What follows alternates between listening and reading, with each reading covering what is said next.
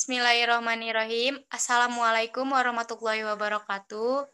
Yang terhormat Bapak Muhammad Nur Haulahuddin SE MSc selaku dosen pengampu mata kuliah Mikroekonomi Syariah dan juga teman-teman seperjuangan yang saya banggakan.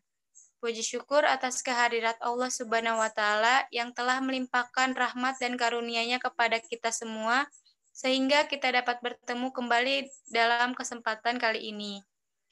Sebelumnya izin memperkenalkan diri, saya Retno Dwi Yulianti selaku moderator, lalu kedua rekan saya Putria dan Faisal Rahmat Hidayat sebagai penyaji materi.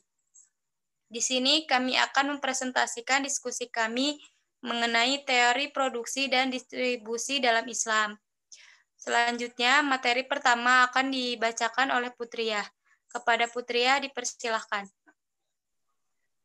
Baik, terima kasih. Pengertian produksi. Produksi adalah menambah kegunaan nilai guna suatu barang. Kegunaan suatu barang akan bertambah bila memberikan manfaat baru atau lebih dari bentuk semula. Dalam memproduksi membutuhkan faktor-faktor produksi, yaitu alat atau sarana untuk melakukan proses produksi. Kegiatan produksi merupakan mata rantai dari konsumen dan distribusi. Kegiatan produksi yang menghasilkan barang dan jasa kemudian dikonsumsi oleh para konsumen. Tanpa produksi, maka kegiatan ekonomi akan berhenti, begitu pula sebaliknya. Untuk menghasilkan barang dan jasa, kegiatan produksi melibatkan banyak faktor produksi. Fungsi produksi menggambarkan hubungan antara sejumlah input dengan output yang dapat dihasilkan dalam satu waktu periode tertentu. Dalam teori produksi memberikan penjelasan tentang perilaku produsen dalam memaksimalkan keuntungan maupun mengoptimalkan efisiensi produksinya, di mana Islam mengakui pemilikan pribadi dalam batas-batas tertentu termasuk pemilikan alat produksi, akan tetapi hak tersebut tidak. Produktivitas dalam Islam. Produktivitas adalah kegiatan produksi sebagai perbandingan antara output dengan input menurut Harjanto. Produktivitas merupakan suatu ukuran yang menyatakan bagaimana baiknya sumber daya diatur dan dimanfaatkan untuk mencapai hasil yang optimal. Produktivitas dapat digunakan sebagai tolak ukur keberhasilan suatu industri dan menghasilkan barang atau jasa, sehingga semakin tinggi perbandingannya berarti semakin tinggi produk yang dihasilkan. Ukuran produktivitas bisa bervariasi tergantung pada output atau input yang digunakan sebagai agregat dasar.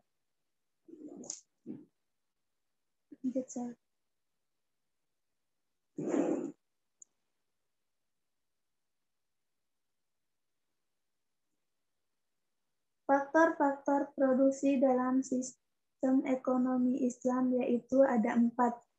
A. Tenaga alam, yaitu tanah, air, cahaya, dan udara.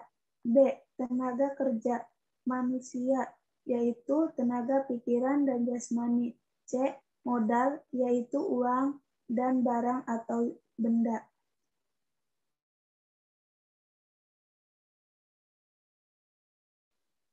Peningkatan produksi dalam sistem ekonomi Islam. Ekonomi Islam menganjurkan aktivitas produksi dan pengembangannya, baik dari segi kuantitas maupun kualitas. Ekonomi Islam tidak rela jika tenaga manusia atau komoditi terlantar dan menghendaki agar tenaga dikerahkan untuk meningkatkan produktivitas. Setiap orang wajib bekerja sesuai dengan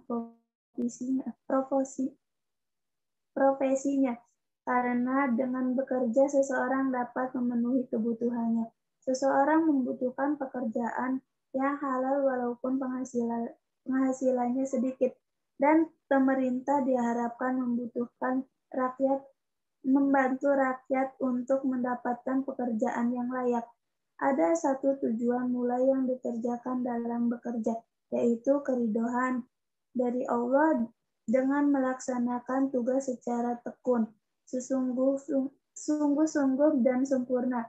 Dengan bekerja, seseorang dapat memenuhi kebutuhan pribadi dengan harta yang halal, mencegahnya dari kehinaan, minta-minta, dan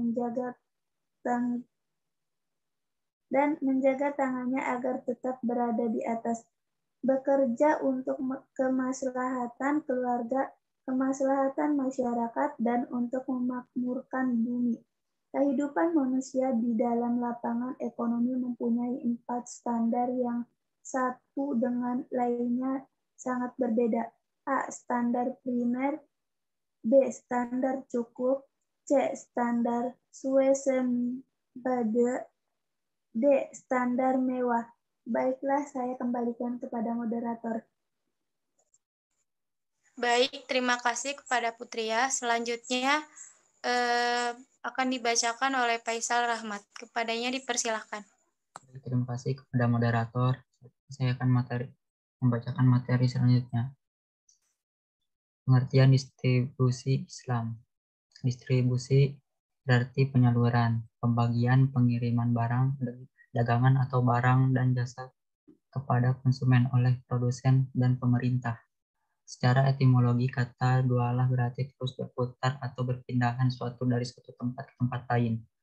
Sedangkan secara terminologi, kata dulah berarti suatu proses perputaran atau peredaran yang bersifat konstan tanpa ada hambatan. Kekayaan harus dikelola dan dibagi-bagikan kepada seluruh masyarakat dan tidak boleh kekayaan itu hanya terkonsentrasi peredarannya pada kelompok-kelompok tertentu. Dalam sistem ekonomi Islam, faktor-faktor produksi tidak boleh dikuasai oleh segelintir orang. Namun faktor produksi tersebut harus berada di tangan masyarakat yang diwakili atau dikelola oleh pemerintah. Kekayaan yang hanya terpusat pada sekelompok tertentu tentu akan menghambat pertumbuhan ekonomi karena kekayaan tersebut tidak dimanfaatkan sebagai modal usaha dan akhirnya tidak berkembang sehingga menimbulkan kesenjangan dan tidak adilan dalam masyarakat. Selanjutnya, prinsip distribusi. Agar harta tidak hanya beredar di golongan orang kaya saja, maka ada prinsipnya, yakni larangan riba dan gharar, keadilan distribusi, konsep kepemilikan dalam Islam, larangan menumpuk harta, tujuan distribusi. Persoalan distribusi mempunyai kaitan dengan lain-lain persoalan seperti persoal keadilan, falsafah, moral, solidaritas, dan lain-lain. Dari segi ekonomi, distribusi pendapatan dan distribusi kekayaan serta yang belum banyak dibahas adalah distribusi mengenai konsumsi. Dari segi pembangunan menyangkut distribusi pembangunan dari segi wilayah atau daerah. Dari segi distribusi pendapatan, misalnya dapat hanya mengangkut lapangan pekerjaan tertentu seperti pendapatan bagi golongan buruh swasta, golongan militer, pegawai negeri, golongan pedagang, dan golongan berpendidikan tinggi. Distribusi pendapatan dapat pula menyangkut golongan umur tertentu. Baik, terima kasih. Saya kembalikan ke moderator.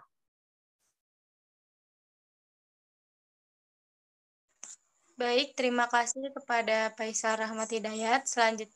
Materi selanjutnya akan dibacakan oleh saya sendiri, yaitu mengenai sistem distribusi Islam. Islam menyadari bahwa pengakuan akan kepemilikan adalah hal yang sangat penting. Setiap hasil ekonomi seorang muslim dapat menjadi hak miliknya, karena hal itu menjadi motivasi untuk membimbing manusia untuk terus berkompetisi dalam menggapai kepemilikannya. Tetapi kepemilikan manusia hanya diberi hak kepemilikan terbatas, yaitu hanya berwenang untuk memanfaatkan, sedangkan pemilik yang hakiki dan absolut hanyalah Allah. Kepemilikan dalam ekonomi Islam dibagi menjadi 3, yaitu kepemilikan umum, kepemilikan negara, kepemilikan individu. Lalu instrumen mengenai distribusi ekonomi Islam yaitu zakat, infak dan sedekah, wakaf, nafkah, dan wasiat. Selanjutnya yaitu mengenai kesimpulan. Kesimpulannya yaitu dalam perspektif Islam yang dikemukakan oleh Kutub Abdus Salam,